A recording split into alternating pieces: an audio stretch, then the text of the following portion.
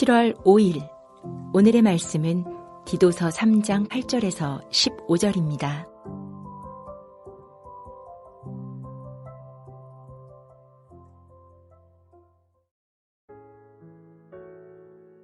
이 말이 이쁘도다. 원하건대 너는 이 여러 것에 대하여 굳세게 말하라. 이는 하나님을 믿는 자들로 하여금 조심하여 선한 일을 힘쓰게 하려 함이라. 이것은 아름다우며 사람들에게 유익하니라. 그러나 어리석은 변론과 족보 이야기와 분쟁과 율법에 대한 다툼은 피하라. 이것은 무익한 것이요 헛된 것이니라. 이단에 속한 사람을 한두 번 훈계한 후에 멀리하라. 이러한 사람은 내가 아는 바와 같이 부패하여 스스로 정죄한 자로서 죄를 짓느니라. 내가 아데마나 두기고를 네게 보내리니 그때 내가 급히 니고볼리로 네게 오라. 내가 거기서 겨울을 지내기로 작정하였노라. 율법교사 세나와 및 아볼로를 급히 먼저 보내어 그들로 부족함이 없게 하고 또 우리 사람들도 열매 없는 자가 되지 않게 하기 위하여 필요한 것을 준비하는 좋은 일에 힘쓰기를 배우게 하라. 나와 함께 있는 자가 다 내게 무난하니 믿음 안에서 우리를 사랑하는 자들에게 너도 무난하라. 은혜가 너희 무리에게 있을지어다. 디도서 3장 8절에서 15절 말씀을 함께 묵상하겠습니다. 바울은 디도에게 교회의 리더들, 직분자들이 어떤 사람이 되어야 하며 그들이 행할 사명과 직무가 무엇인지 가르쳤습니다.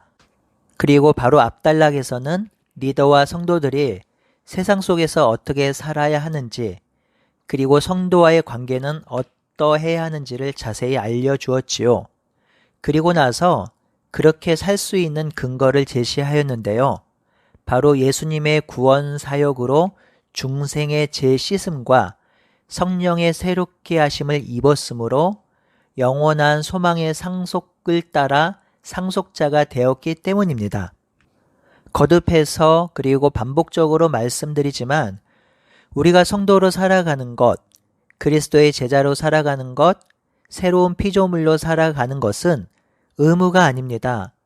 우리가 새로운 피조물로 존재가 변화되었고 하나님의 백성, 그리스도의 제자로 신분이 변화되었기 때문에 그에 걸맞는 삶을 사는 것입니다. 그러니 변화된 존재로 그에 걸맞는 삶을 사는 것은 의무가 아니라 놀라운 특권이지요. 변화된 삶을 의무라고 생각한다면 그 삶을 살다가 지치고 포기하게 되겠죠. 하지만 변화된 존재로서의 특권을 누리고 행하는 것이기에 성도는 새로운 피조물로서 하나님의 백성으로 기쁜 삶을 살아가는 것이지요. 오늘 본문은 두 단락으로 나누어 묵상할 수 있는데요. 첫 번째 단락은 디도에게 하는 마지막 권면으로 8절에서 11절입니다. 두 번째 단락은 12절에서 15절로 마지막 부타와 그리고 인사이지요. 첫 번째 단락, 디도에게 하는 마지막 권면을 살펴보겠습니다. 바울은 8절에 이 말이 미쁘도다 라고 합니다. 본문에서 미쁘다라는 의미는 이 말은 틀림없다, 이 말은 참되다 그런 뜻이지요. 그러니 문맥상 3장 1절에서 7절에 바울이 전한 말씀이 틀림없다, 거짓이 없다, 참되다 그런 말입니다. 이렇게 참되고 거짓이 없으니 이 참되고 거짓 없는 것을 가르침에 있어서 굳세게 하라고 합니다. 흔들림 없이 가르치라고 하지요. 이는 디도에게 아주 중요한 권면인데요. 사실 오늘날 설교자들에게도 아주 중요한 권면입니다. 설교자가 하나님의 말씀을 전하는데 위축되거나 두려워서 그 말씀을 제대로 전하지 않는다면 교회에도 성도에게도 큰 손해이며 유익이 되지 않습니다. 그런데요, 그렇게 전하기가 쉽진 않습니다. 왜냐하면 성도들은요, 다 그런 것은 아니지만 자신이 듣고 싶은 말, 원하는 말을 듣기 원하기 때문에 그것을 설교자에게도 요구할 때가 있기 때문입니다. 이 부분이 설교자가 항상 갈등하는 부분이죠. 하지만 설교는 성도의 귀를 기쁘게 하거나 성도들의 만족을 채워주는 것이 아니라 하나님께서 성도들에게 말하고자 하는 것입니다. 그러니 성도 여러분, 설교자가 하나님의 말씀을 온전히 가감없이 전할 수 있도록 기도해 주시기를 바랍니다. 바울은 이 말씀을 굳세게 전함으로 성도들이 선한 일에 힘쓰게 하라고 합니다. 이 선한 일은 3장 1절에서도 나오는데요. 3장 1절에서는 제가 기도라고 설명했지요. 이 선한 일은 아주 범위가 넓습니다. 바울 서신에서 선한 일은 14번이 나오는데요. 이 선한 일은 하나님께서 행하신 구원 역사이기도 하고요. 구원받은 백성이 행하는 것이 선한 일이기도 합니다. 하나님은 성도가 선한 일을 행하게 하려고 구원하셨습니다. 이 선한 일은 하나님의 이름이 이 땅 위에 드러나게 하는 일이며 이 땅에 하나님 나라를 세우는 일이며 깨진 세상을 회복하는 일입니다. 그러니 이 선한 일을 행하는 것이 우리의 존재 목적이고 우리의 사명임을 항상 기억하고 마음에 담고 살아가는 우리가 되기를 바랍니다. 이제 바울은 9절에서 피해야 할 것을 권면합니다. 어리석은 변론과 족보 이야기와 분쟁과 율법에 대한 다툼을 피하라고 합니다. 왜냐하면 이것은 무익하고 헛된 것이기 때문입니다. 여기서 좀 어려운 말은요, 족보 이야기인데요. 족보 이야기는 1장 14절에 이미 나왔고요. 유대인의 허탄한 이야기라고 할 수 있지요. 이 부분은 유대인을 염두에 두고 쓴 것으로 쓸모없는 율법 논쟁이나 기득권 싸움을 하고 있는 그들을 향한 권면이라고 보입니다.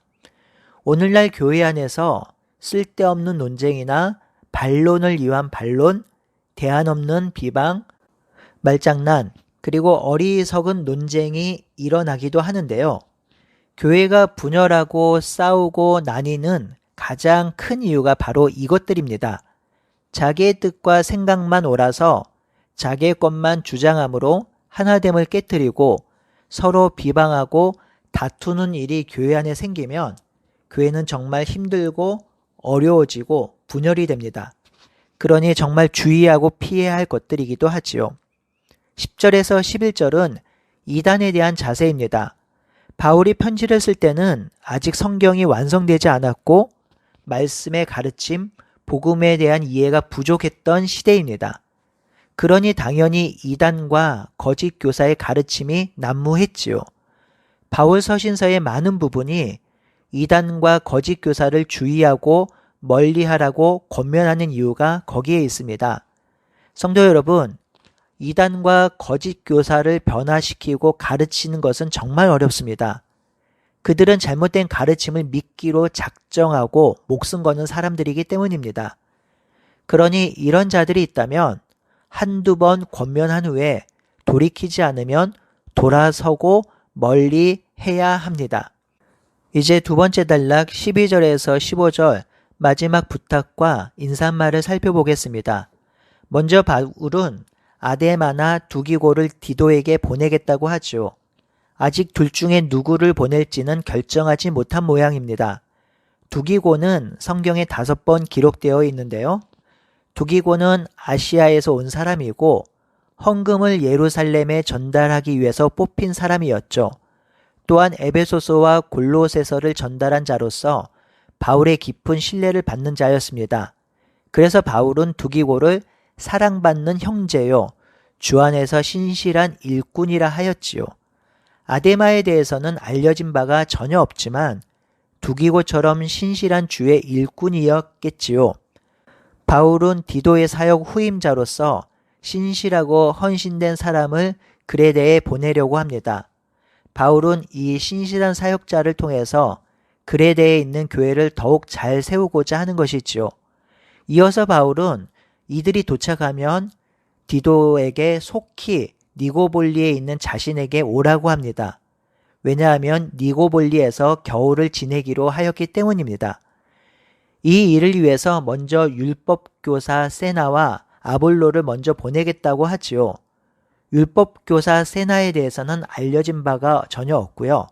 아볼로는 고린도전서 1장에 나오지요. 고린도 교회에 분쟁이 있었는데요. 나는 아볼로파, 나는 바울파, 나는 베드로파, 나는 그리스도파 하면서 분쟁이 있었지요. 아볼로는 알렉산드리아 출신으로 바울과 베드로와 그리스도와 어깨를 나란히 할 만큼 유능하고 실력 있고 신실한 자였습니다.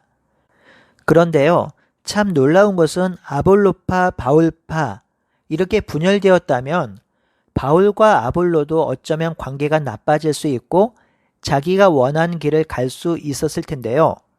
바울과 아볼로는 관계가 깨지지 않았습니다. 오히려 아볼로가 바울의 권위 아래에 있습니다. 바울이 지금 아볼로에게 디도가 있는 그레데 섬으로 가라고 하였고 아볼로는 그에 순종하고 있습니다. 우리는 이 단락에서 귀한 가르침을 배울 수 있습니다. 바로 동역입니다. 함께 사역하는 것입니다.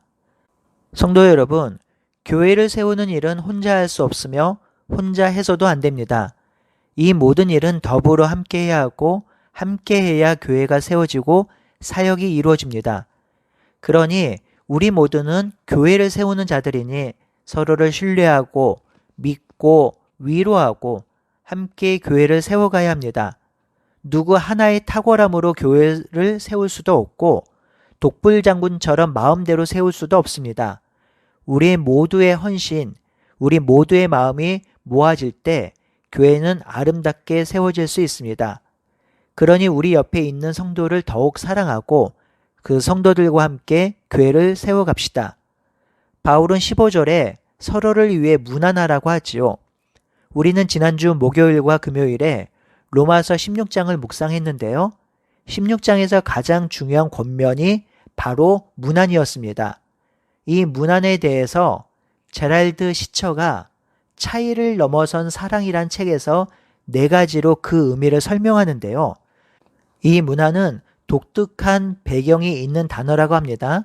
첫 번째 문안은 사랑하는 사람들을 집에 초대하여 환영하고 싶을 때 쓰는 말이라고 하고요. 두 번째, 사랑하는 사람에게 거룩한 입맞춤을 하는데요.